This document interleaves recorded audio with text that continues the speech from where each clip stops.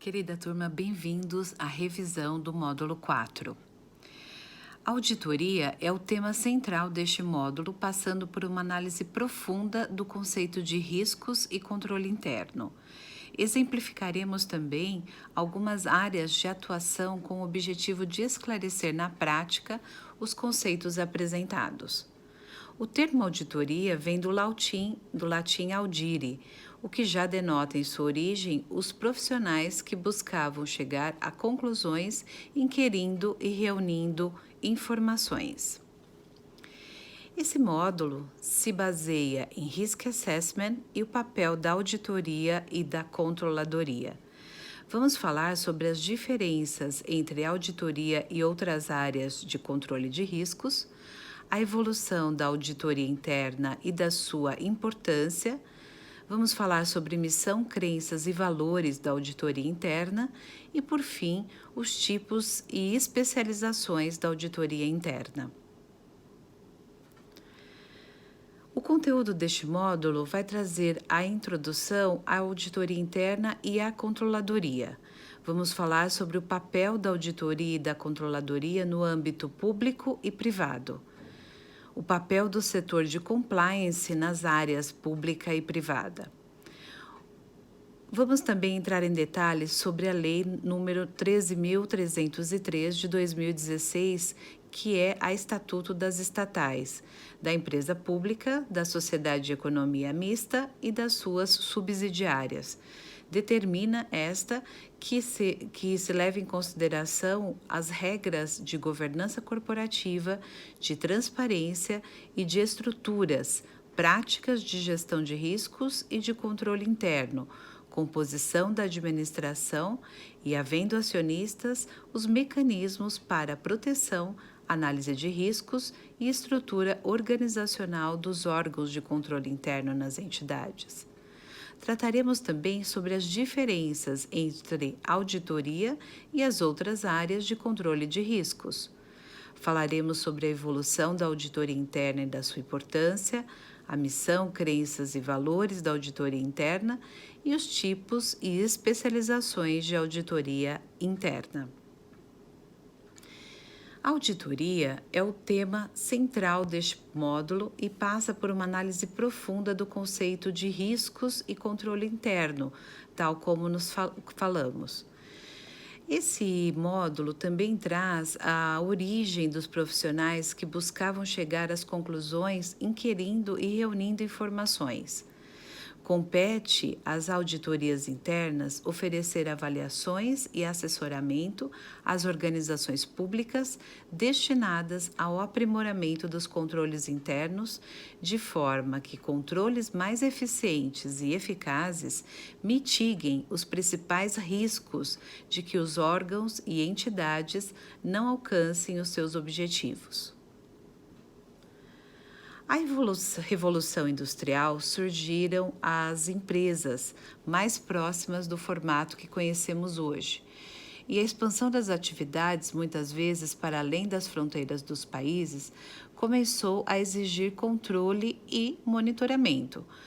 Com a impossibilidade dos sócios acompanharem de perto todas as operações, tornou-se necessário um profissional que, na sua postura ética e conhecimento técnico, pudesse revisitar e emitir opinião sobre as transações realizadas pela empresa. O objetivo das empresas é o cumprimento das metas, utilizando o compliance, o gerenciamento de projetos, as análises de riscos, entre outras ferramentas que auxiliam na tomada de decisão, além de fornecer base de dados no qual o setor de controladoria, juntamente com a auditoria interna, possam utilizar como forma de melhor buscar o caminho a ser seguido, evitando que os controles internos sejam fraudados.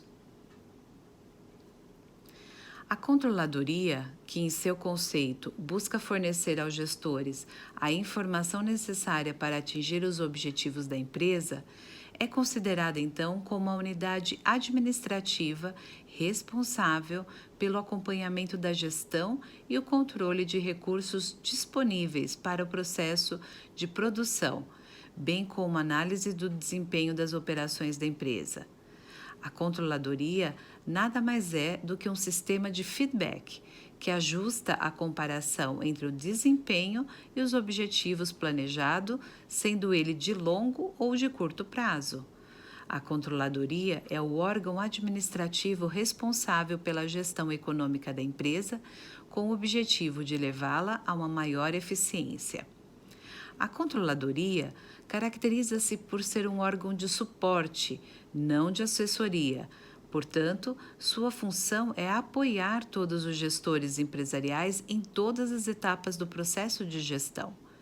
Toda empresa tem uma série de obrigações criadas pela legislação, que devem ser atendidas sob pena de impedir a continuidade do empreendimento, tais como obrigações legais, societárias, fiscais, entre outras. É essencial a presença da auditoria interna e da controladoria em uma organização e deve ser eficiente. Uma auditoria interna e a controladoria são plenamente capazes de expurgar mentes capazes de contaminar o seio empresarial. O papel da auditoria e da controladoria no âmbito público e privado, bem como o setor de compliance nas áreas públicas e privadas, são tratadas na Lei 13.303 de 2016, Estatuto das Estatais, da empresa pública, da sociedade de economia mista e das subsidiárias. E ela determina que estas devem observar regras de governança corporativa, de transparência e de estruturas, práticas de gestão de riscos e de controle interno, composição de administração e, se houver acionistas, mecanismos para a sua proteção. No tocante a riscos, especialmente falando de auditoria interna e controladoria, Cavalcante 2014 menciona que a avaliação dos controles internos é uma atividade decisiva na realização dos trabalhos de auditoria. A auditoria dos tempos atuais demonstra que não há mais um simples exame dos demonstrativos contábeis em contraposição aos registros da escrituração. Ela busca a consonância dos princípios fundamentais de contabilidade e das normas brasileiras de contabilidade à medida que preserva a materialização adequada dos fenômenos que afetam a ciência contábil como um todo. É comum pensar-se que a auditoria interna e o controle interno são termos sinônimos.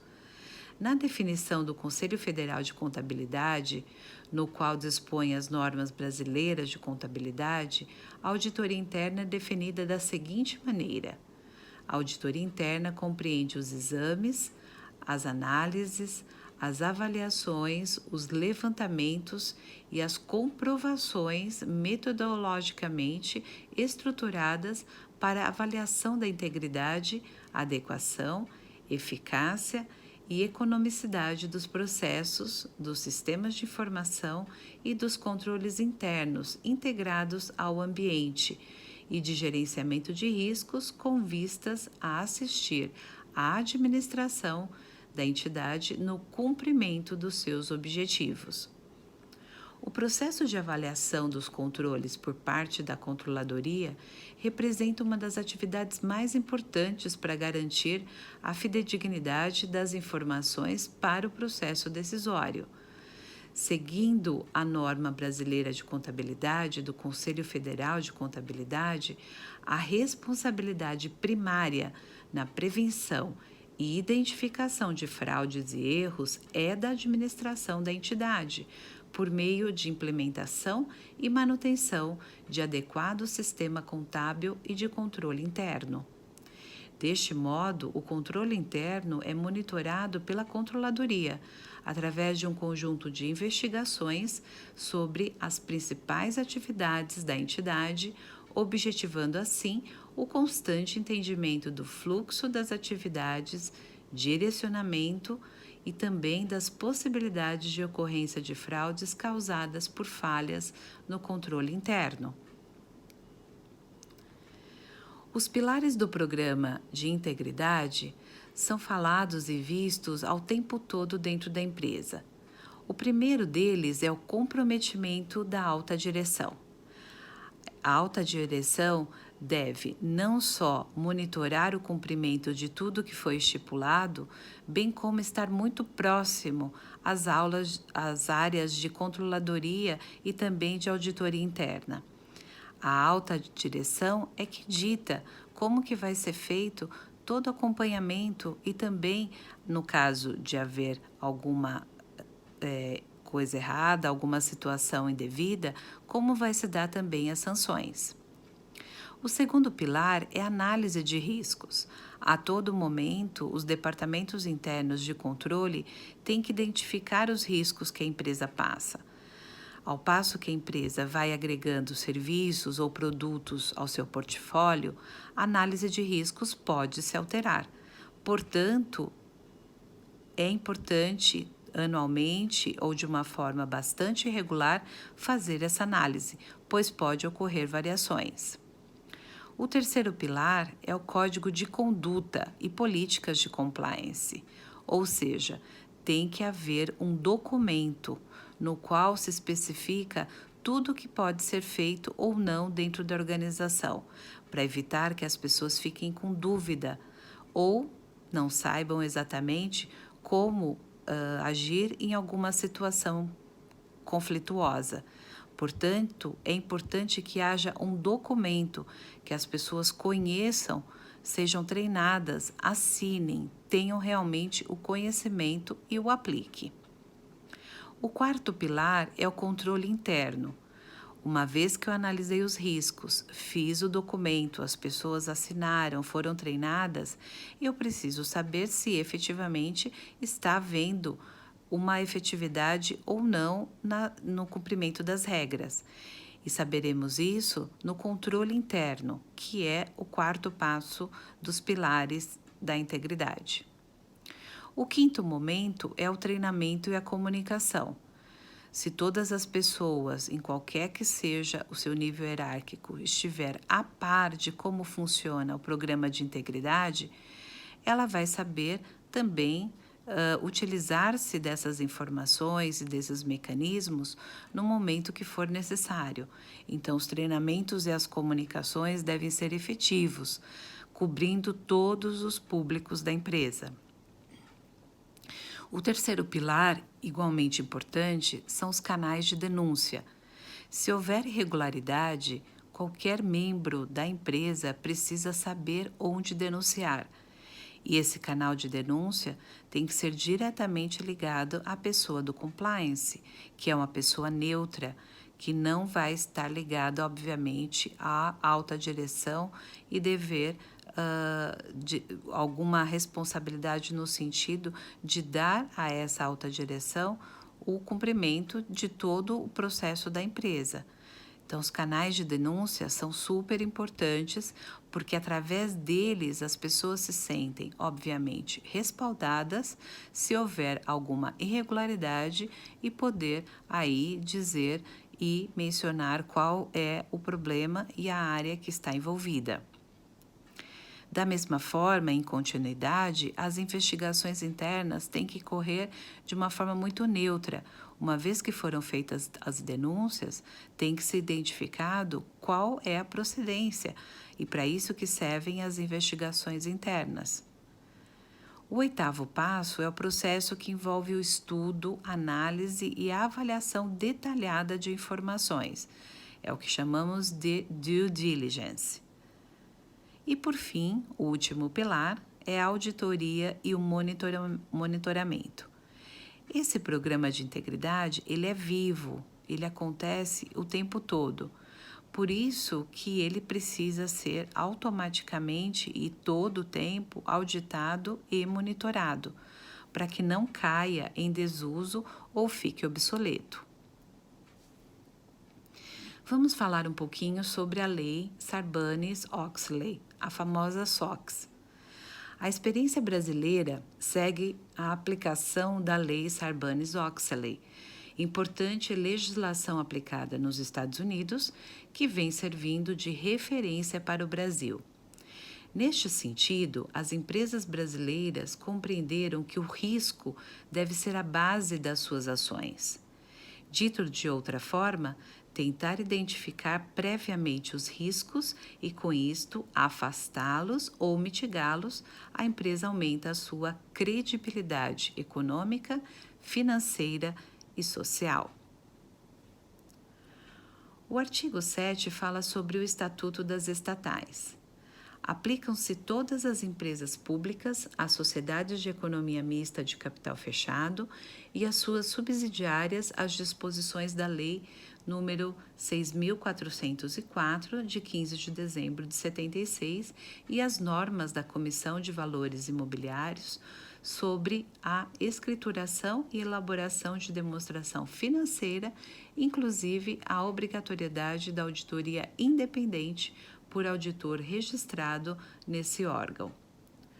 O Estatuto Social deverá prever ainda a possibilidade de que a área de compliance se reporte diretamente ao Conselho de Administração em situações em que se suspeite do envolvimento do diretor-presidente em irregularidades ou quando este se furtar à obrigação de adotar medidas necessárias em relação à situação a ele relatada.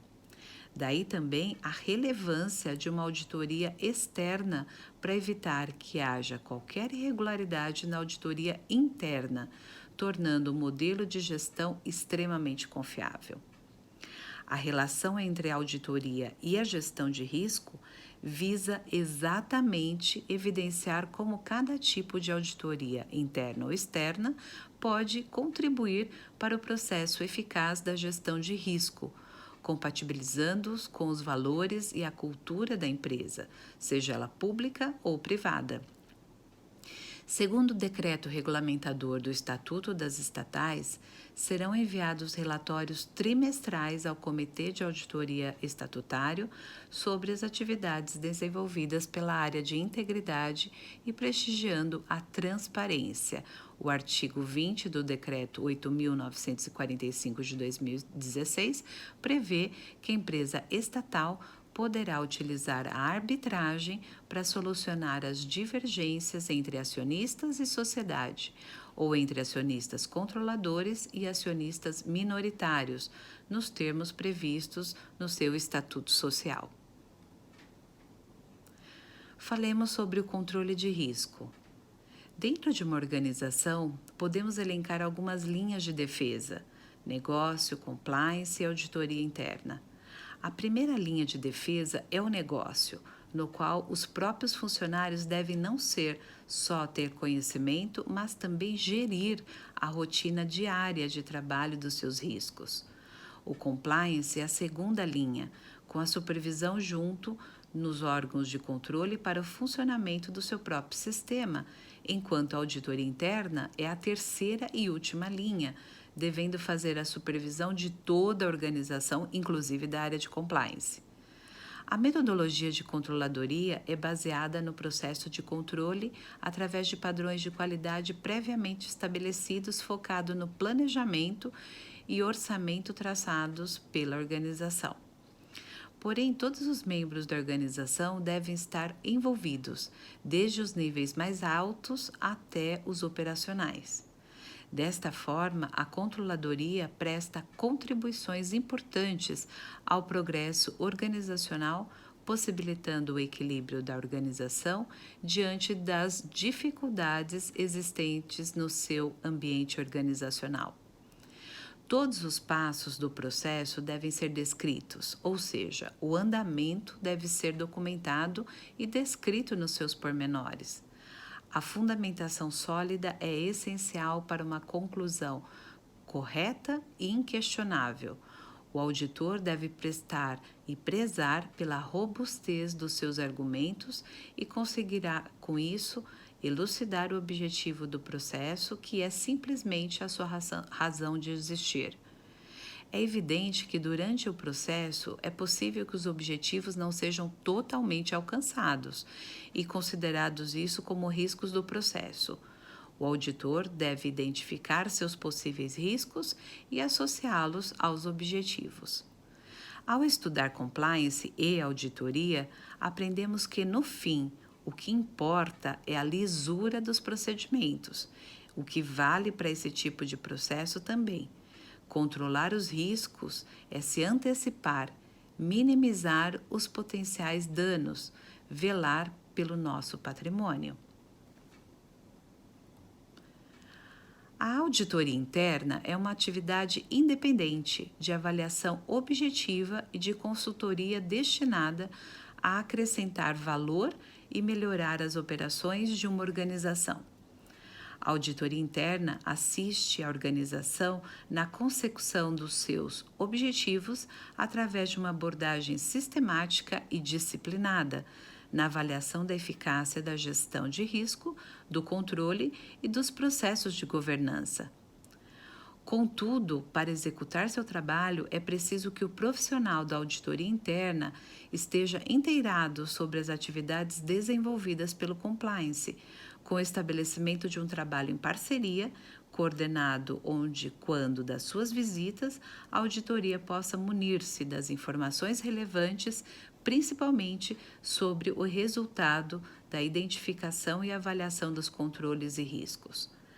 As atividades desenvolvidas por estas áreas não são idênticas, mas sim complementares, pois enquanto a auditoria interna efetua seus trabalhos de forma aleatória e temporal, por meio de amostragem, a fim de certificar-se quanto ao cumprimento das normas e processos instituídos pela alta administração, o compliance executa suas atividades de forma rotineira e permanente, sendo responsável por monitorar e assegurar de maneira corporativa e tempestiva que as diversas unidades da instituição estejam respeitando as regras aplicáveis a cada negócio, por meio do cumprimento das normas, dos processos internos, da prevenção e de controle de riscos envolvidos em cada atividade. O compliance, portanto, é um braço dos órgãos reguladores junto à administração, no que se refere à segurança, respeito e normas e controles, na busca de conformidade. As atividades desenvolvidas por estas áreas não são idênticas, e sim complementares.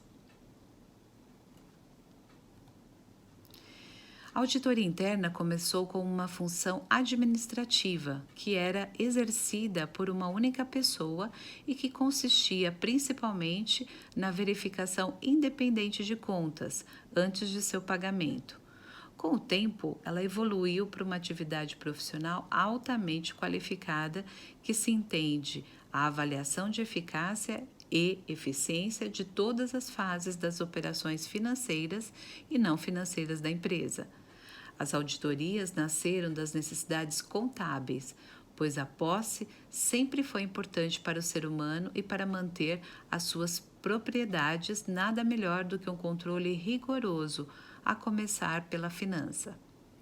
Um grande marco para o crescimento foi o surgimento das grandes empresas americanas por volta do início do século passado, já que elas precisavam passar credibilidade para os seus investidores e, por isso, abriram capital. Toda a situação da organização era conhecida, incluindo seu patrimônio, e isso só era possível dentro do trabalho sério de uma auditoria. A auditoria interna, também conhecida como auditoria operacional, toma forma embrionária como uma atividade necessária à organização e desenvolve-se a fim de conseguir e seguir a gerência ativa, concedendo-lhes alternativas como ferramenta de trabalho de controle, de assessoria e administração.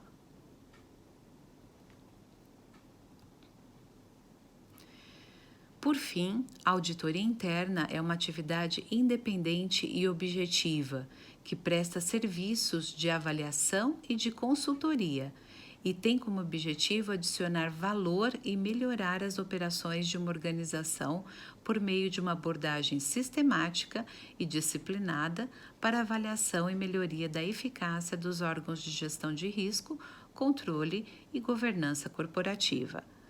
Os princípios a serem seguidos estão presentes na introdução do Código de Ética da Auditoria Interna, e são eles: integridade, objetividade, confidencialidade e competência. Com isto, turma, revisamos o módulo 4. Espero que tenha ficado bastante claro.